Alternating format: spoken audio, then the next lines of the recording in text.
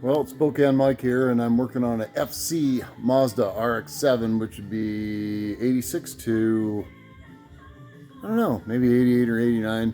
Anyway, having some issues with it, and it was, I believe, the fuel pump. So I'm going to show you how to change a fuel pump on an FC Mazda RX-7 right now.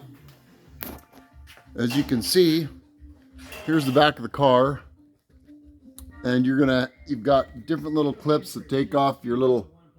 They're just half turn like Zeus, and right here is where your fuel pump lives, okay? So the first thing that we're going to do is that we're going to disconnect the battery. Alright, so here we are. 10 millimeter, your favorite wrench, metric fellas, and take off the positive side of your battery. Some people take off the negative side, but I figure if the positive side's off, there's not a chance that I'll ground out and have a charge. I don't know. Opinion.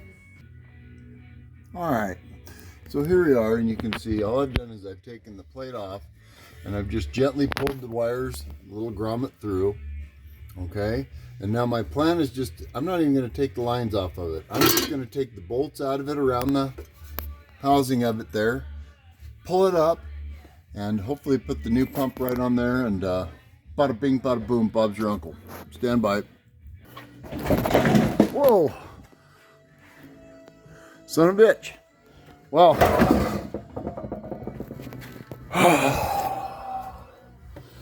that's what you're going to be looking at right there. And I couldn't get it to clear all the way out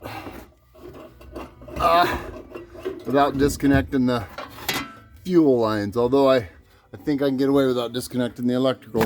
And, you know, be careful of what's around your workspace.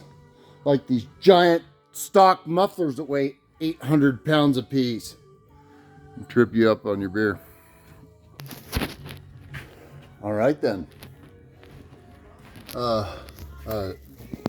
Fuel hoses are pulled off and marked. And of course I marked the one. Why did I mark that one?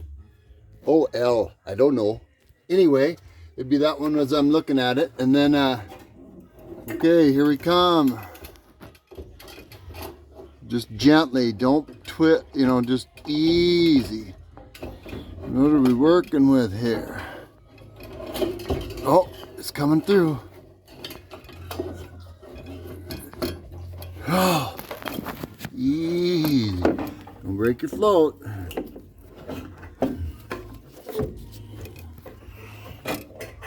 Oh, there it is right there. There's the float. Okay, and right back to your cardboard. Huh? See that? Huh? Anyway.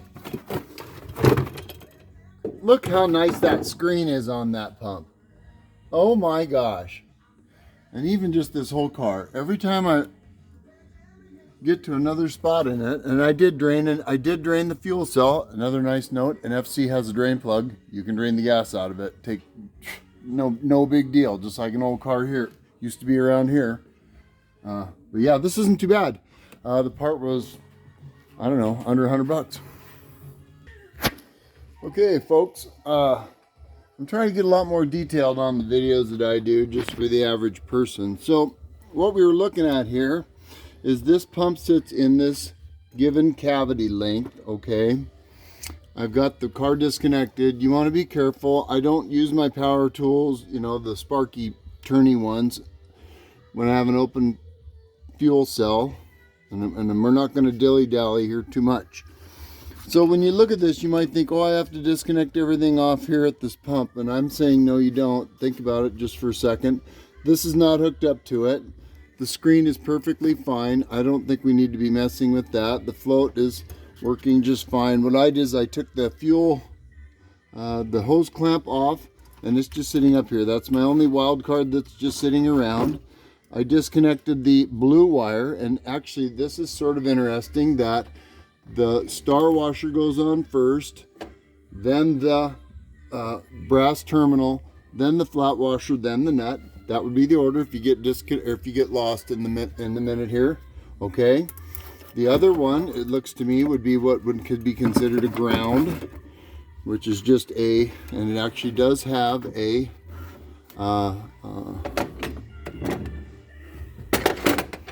washer on the little screw there, okay? And so what I've done is I just disconnect that off of the back, boop. And so now I believe this whole little pump will just slide this direction and we'll pop it right out of this bracketry at the bottom here. It's just tension that holds that in there, sitting down the bottom of your gas tank. And anyway, that's the right way to explain it. All right, we're getting on to our final phase here, and then it'll just be reassembly. I hope I've explained it well enough, or at least better than anyone previous. It was exactly what I thought. As I got in here, I spread this apart, okay, by shoving this up, which released this out to here. I've already got my terminals off. Hey, we're out of here, right? Okay. Now you look at this, and this is sort of weird. That looks like just a speed nut holding this factory screen on here that doesn't have any dirt on it, but I'm going to keep that. So I'm going to take my time on the bench getting that off, eh?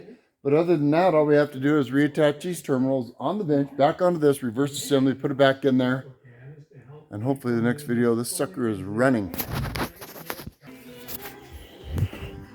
Okay, here we go. This is sort of interesting in that I really want to explain this to you so that if you get lost in it, you really got it, okay? Okay, so here's the deal. This is the factory one. And when you look at it, okay, your negative terminal is the larger one. Imagine that. A negative is larger than a positive. That's the way you want to think about that. That's the short black wire that's going to ground out on the case of the housing, okay? The positive is this blue wire that goes up, and it goes up to the terminal that goes up through the housing to the next spot. The pump they give you is different. It is shorter a little bit. So the way they've made that up, from what I can see, is that the hose is just slightly longer. Okay, that's no big deal. I'll probably reuse my factory hoses. They did give you another end for that. These gaskets, I don't know what they go to. I don't care. I will replicate that by putting a terminal on the end of it. Okay, in case you get messed up, this is a Carter fuel pump. On this pump, it is marked negative and positive. This terminal goes in one way. Black's going to be your negative. Yellow's going to be your positive. I'm going to wire my terminals on and wire this thing up, and then I'll show you a final picture, okay? Negative terminals on the stock one are larger in diameter. The positive ones are smaller. You can do this. You won't get lost. Easy.